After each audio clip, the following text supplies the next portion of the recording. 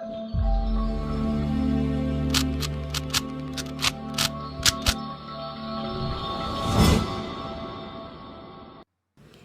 Everyone, this is Shilpi Saxena. Welcome to my channel learning hub. तो मैं बहुत अच्छे से जानती हूँ कि आप लोग इस वीडियो का बड़ा बेसब्री से इंतज़ार कर रहे हैं। आपने आई होप कि आपने पहले दोनों वीडियो अच्छे से देखे हैं। अब ये लास्ट वीडियो है जिसमें मैं लास्ट के 6 प्रोग्राम्स कवर करूँगी। अगर आपने ये तीनों वीडियो अच्छे से देखी है, देख लेंगे, समझ लेंगे, तो गारंटी आपके मार्क्स अच्छे ही आने वाले हैं। ठीक है, तो will start with the 7th program. तो 7th प्रोग्राम आपका है, हम स्टार्ट कर रहे हैं इस वाले से, 7th वाले से, function to accept integer n and print Fibonacci series. पहले समझो फिबोनाची सीरीज क्या होती है। 0, 1, 1, 2, 3, 5, 8 एंड सो ऑन। मीन्स पहले दो का एडिशन इसमें जाएगा, नेक्स्ट 2 का इधर, इन दोनों का एडिशन नेक्स्ट नंबर, इन दोनों का एडिशन नेक्स्ट नंबर, इन दोनों का एडिशन नेक्स्ट नंबर। इस तरह से चलती है फिर सीरीज। ठीक है, अब हम देखेंगे प्रोग्राम कैसे होता है। तो we will go to our this one sketch book. देखो, मैंने पहले से प्रोग्राम लिख के रखा हुआ है। ये फिबोनाची सीरीज मेन हमने डिफाइन किया, 2 वेरिएबल्स लिए। देखो 0, 1, 1, 2 इस तरह से आना चाहिए। ठीक है, अब 0 और 1 इसमें तो कोई लॉजिक लगता नहीं है। इसको मैंने A डिफाइन कर लिया, इसको मैंने B डिफाइन कर लिया। ये रहेगा C जो कि एडिशन होगा B plus A plus B का। इसका नेक्स्ट नंबर जब हम ये वाला डिफाइन करेंगे तो ये A होना चाहिए, ये B होना चाहिए और ये C हो जाएगा फिर A प्लस B का। नेक्स्ट इटरेशन में ये A होना चाहिए, ये B होना चाहिए और फिर आगे आएगा सम। इस तरह से ये लॉजिक हमको लगाना है। तो मैंने नंबर ऑफ एलिमेंट्स n में ले लिए हैं।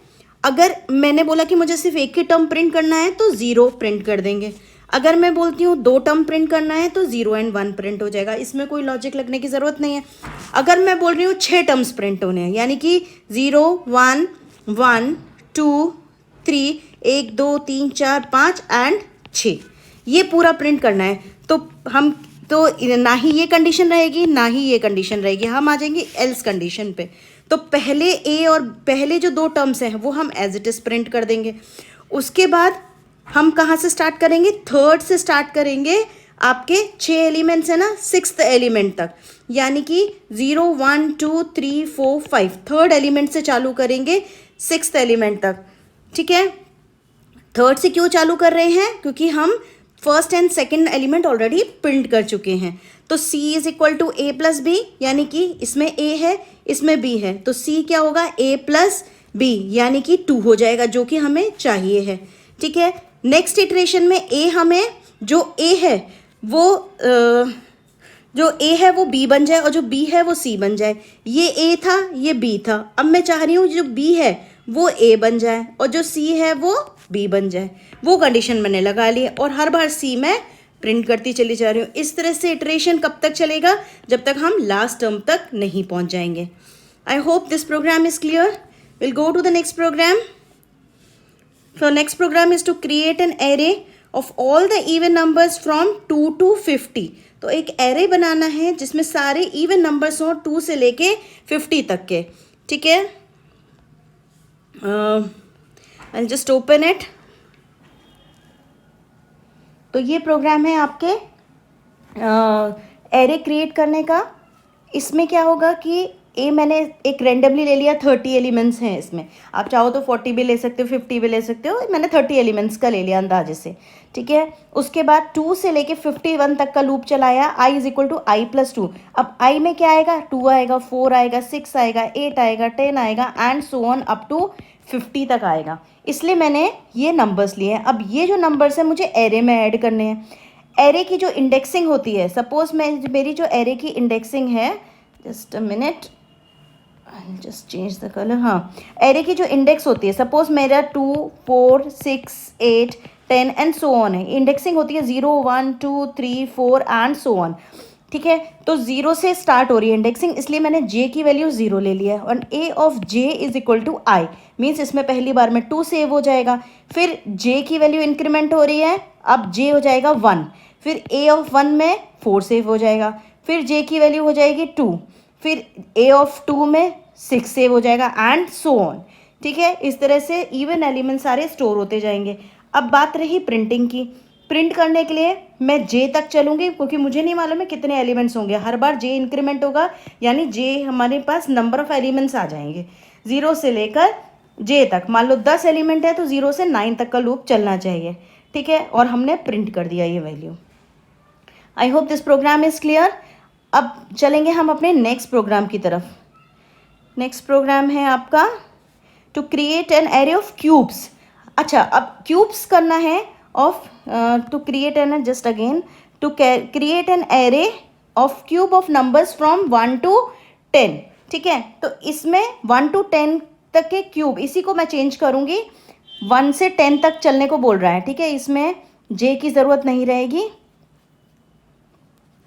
1 से लेकर 10 तक की बात कर रहा है। 1 से लेके i is less than equal to 10 and i plus plus. अब उसने बोला है कि इसमें चलो j ले लेते हैं 0 से, क्योंकि i 1 से स्टार्ट होता है। a of j is equal to i into I. 3 बार मैंने i का, क्योंकि क्यूब अपेंड करने को बोल रहा है, क्यूब उसका एरे में ऐड करने को बोल रहा है, और j की वैल्यू हम फिर से इंक्रीमेंट कर देंगे। इस तरह से एरे बनेगा क्यूब ऑफ नंबर्स का। तो पहली बार में 1 का क्यूब 1 ऐड हो जाएगा, फिर 2 का क्यूब 8 हो जाएगा, फिर 3 का क्यूब 27 ऐड हो जाएगा, एंड सो ऑन, ठीक है। तो फिर सेम वे में हम इसको एरे को प्रिंट कर देंगे। Will go to the next question. To create 2 user defined 2D arrays and create third one with sum of both the arrays. बहुत इंपॉर्टेंट क्वेश्चन है ये, तो देखते हैं हम ये कैसे होगा। I just open it.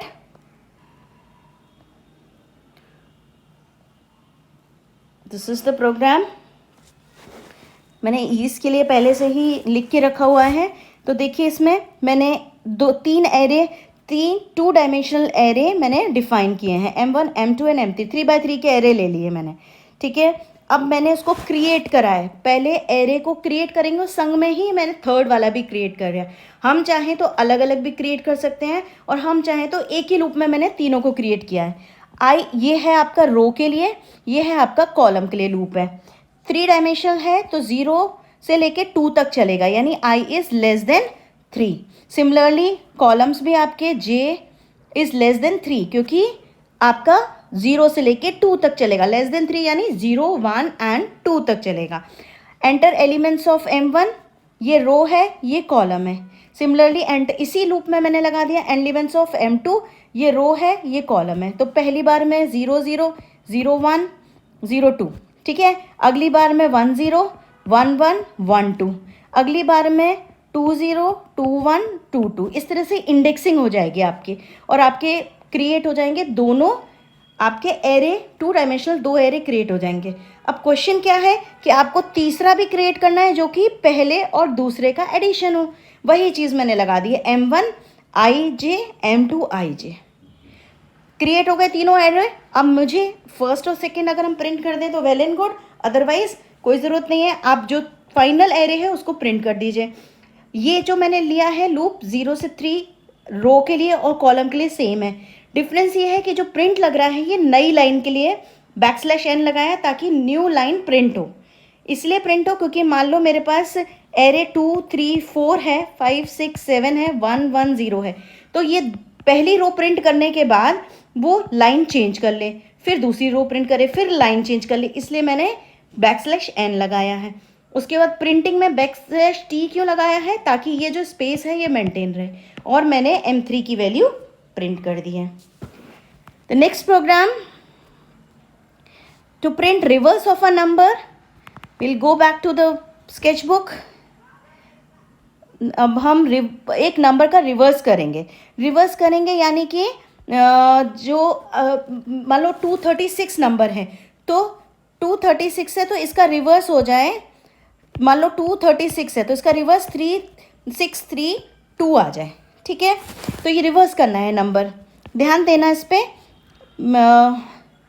मैंने x लिया है, r लिया है, रिवर्स लिया है। x लिया है, मान लो x में मैंने इनपुट, चाहे तो इनपुट ले सकते हैं, या एक काम करती हूँ मैं यहीं पे डिफाइन कर लेती हूँ इनपुट लेने की बजाय। आप चाहो तो इनपुट ले लो तो भी प्रॉब्लम नहीं है, अदरवाइज आप यहाँ पर भी डिफाइन कर सकते हो 236। मान लो मैंने ये नंबर ले लिया है, ठीक है। इस नंबर का मुझे रिवर्स करना है, तो जब तक x की वैल्यू 0, क्यों ऐसा लिखा है देखो मैं बताती हूँ कैसे क्यों लिखा है। पहले r में क्या आएगा, मॉड्यूलस 10 यानी कि 6 आएगा।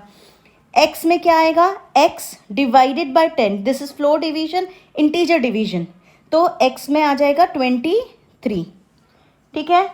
अब रिवर्स में क्या आएगा, रिवर्स इंटू 10, रिवर्स में आएगा reverse into 10, reverse into reverse कितना था हमारा, पहले 0 था, रिवर्स में आए reverse into 10 that is 0 plus r में कितना है 6, आ गया 6, ठीक है। अभी x की वैल्यू देखो 0 नहीं हुई है, नेक्स्ट इटरेशन पे जाएगा, r हो जाएगा आपका 23 मॉड्यूलस 10 दैट इज 3, x हो जाएगा 23 फ्लोर डिवीजन या इंटीजर डिवीजन 10 दैट इज 2, और रिवर्स हो जाएगा आपका, रिवर्स कितना था 6 into 10 plus r that is 3 यानी कि 63 हो गया, ठीक है। अब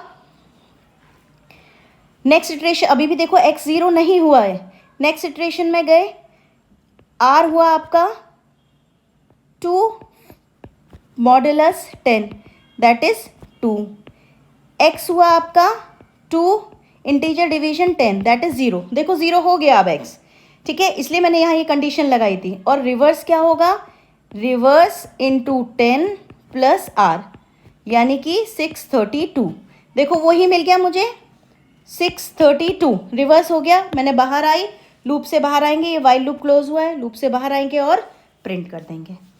आई hope this program is clear. The last program of this video to count upper case and lower case characters in the string, बहुत इंपॉर्टेंट क्वेश्चन है ये। Will start with the new one, upper case and lower case. This is the program. देखो मैंने एक string define करी है 50 characters की, it's up to you 20 30 40, मैंने 50 कैरेक्टर्स ले लिए। C1 C2 इज काउंटर जो कि काउंट करेगा आपके अपर केस, ये अपर केस के लिए लिया है मैंने, ये लोअर केस के लिए लिया है। C लिया है मैंने उसकी इंडेक्सिंग के लिए, क्योंकि मान लो मैंने अपना नाम लिखा है शिल्पी, तो ये कैरेक्टर्स हैं, इसकी भी इंडेक्सिंग होती है, तो हर एक कैरेक्टर को मैं इंडेक्स से एक्सेस कर पाऊंगी, उसके लिए मैंने C लिया है। गेट्स आपने इनपुट लिया स्ट्रिंग को, ठीक है। अब मान लो मैंने डाला था SHILPI, इसमें कितने अपर केस कैरेक्टर हैं, 1 और 2। अब मुझे काउंट करने हैं, और लोअर केस 1 2 3 4। एक छोटा सा एग्जांपल ले रही हूँ, ये C इज इक्वल टू 0, मैंने ये जो इंडेक्स लिया था यानी first index, C is not equal to null, यानी कि जब तक ये देखो हर एक स्ट्रिंग टर्मिनेट होती है नल कैरेक्टर से, इसको आप NULL भी लिख दोगे तो भी चले, लेकिन ये \O सिंबल होता है नल का, एंड C++, तो कब तक चलेगा, जब तक लास्ट तक नहीं पहुंच जाएगा, यानी वो हर कैरेक्टर को एक्सेस करेगा।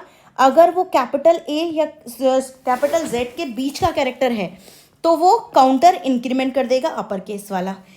अच्छा ये चीज़ ध्यान रखना, जो कैपिटल A है एक्चुअल में वो उसकी एस्काई वैल्यू को कंपेयर करता है। एस्काई वैल्यू कैपिटल A की होती है 65, कैपिटल B की होती है 66, C की होती है 67 एंड सो ऑन।